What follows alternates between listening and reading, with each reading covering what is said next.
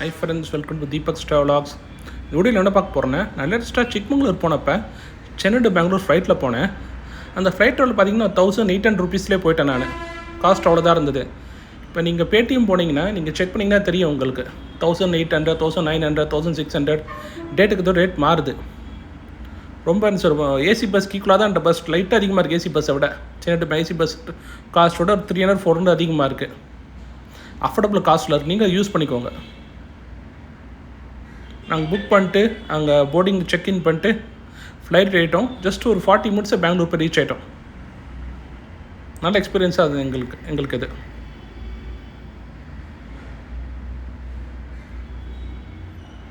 So நீங்களும் Chennai to Bangalore போகிறதா இருந்தீங்கன்னா நீங்கள் பேடிஎம்மில் போய் செக் பண்ணிங்கன்னா தெரியும் உங்களுக்கு.